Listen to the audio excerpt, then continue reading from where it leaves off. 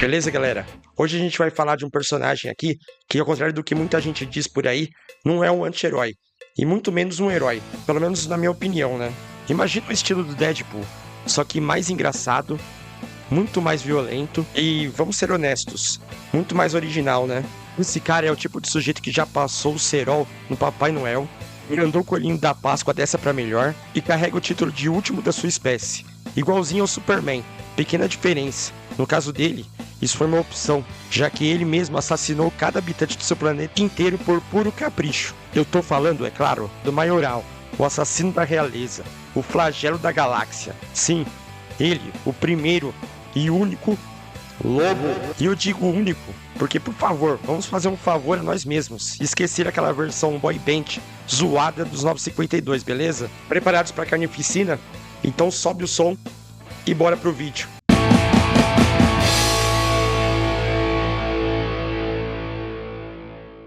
Para entender bem quem é o Lobo, a gente precisa voltar um pouco no tempo. Ele foi criado pelo Keith Giffen e pelo Roger Slifer, lá em 1983, nas páginas da revista Omega Man.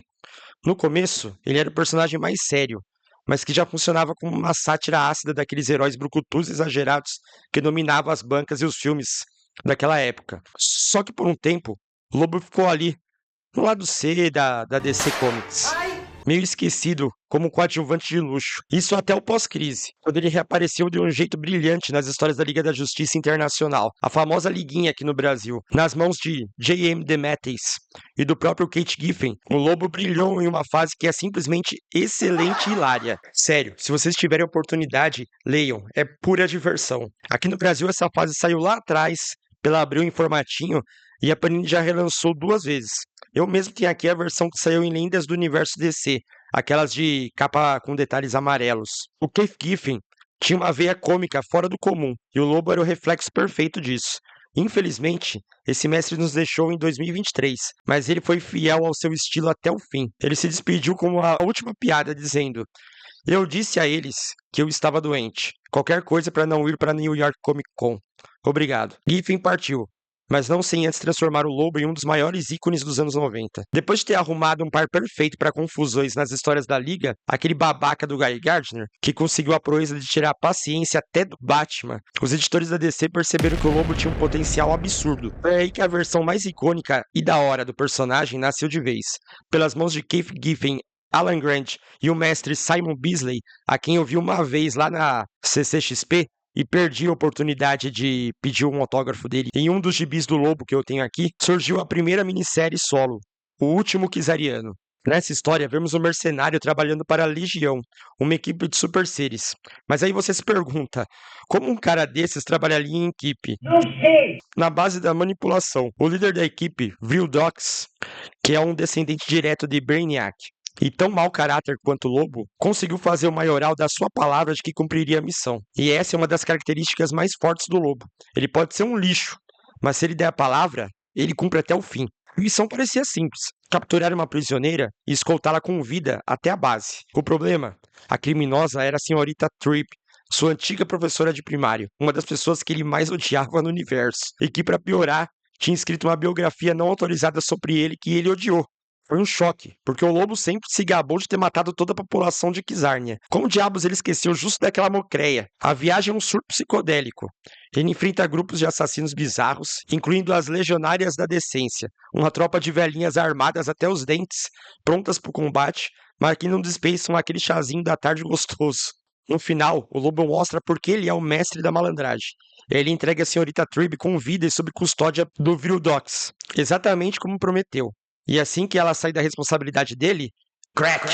Ele quebra o pescoço da velhota na frente de todo mundo. Promessa cumprida, contrato cerrado. Essa minissérie estabelece sua origem tanto de assassino psicopata cômico, quanto essa veia de violência escrachada e humor ácido, pontos fortes do personagem. E se você acha que o Lobo é imparável, a minissérie Lobo Está Morto eleva esse conceito ao máximo. E o humor aqui vai lá para as alturas. Literalmente. Nessa história, o impossível acontece. Outro mercenário consegue a proeza de matar o imorrível Lobo. E sendo assim, pra onde mais esse cara puro de alma, de coração, como ele iria? Pro céu, é lógico. A cena é maravilhosa. O lobo chega lá, estranha o fato de ter que ficar em uma fila com um bando de gente pelada, perde a paciência, sai limpando a fila na porrada e vai exigir satisfações com o recepcionista. O cara é um burocrata de marca maior que logo percebe o tamanho do problema. Ele tenta despachar o lobo pro inferno, mas o que acontece? O inferno não aguenta o maioral por 5 minutos e manda ele de volta pro céu. Cara, se liga, ele é o cara que foi expulso do inferno por ser ruim demais. O burocrata celestial, percebendo que nunca ia se livrar daquele desgraçado, decide que a única solução é ressuscitar o cara. Mas claro, ele não ia perder a chance de sacanear o lobo. Ele ressuscita o maioral de formas, digamos, criativas. O lobo volta como um esquilo, volta em um corpo de mulher, o que gera situações bizarras e muito engraçadas, até finalmente conseguir o seu corpo de volta. É nessa história que o lobo ganha o status definitivo de imortal, porque ele é oficialmente proibido de entrar no pós-vida. Mas se você achava que causar confusão no inferno é o limite, espera só até pra ver o que ele fez com o espírito natalino. Vamos falar do lendário Lobo Especial de Natal Paramilitar. Aqui no Brasil também conhecido como Lobo versus Papai Noel. A trama é maravilhosa. O Coelhinho da Páscoa é um sujeito invejoso, depressivo e viciado. Contrata o lobo e um bar imundo para fazer o serviço sujo. Ele quer que o lobo mate Papai Noel porque não aguenta mais ser menos popular que o bom velhinho. E esqueçam aquele Noel fofinho de comerciais de refrigerante. Não. Nas mãos de Keith Giffen e Simon Bisley, o Papai Noel é um mestre de facas gigantes. Um tirano que governa o Polo Norte com a mão de ferro e escraviza elfos. E cá entre nós aqui, a semelhança com algo em um certo planeta é apenas mera coincidência, viu? A luta entre os dois é uma carnificina pura, com direito à decapitação e o lobo usando o treó para bombardear as cidades.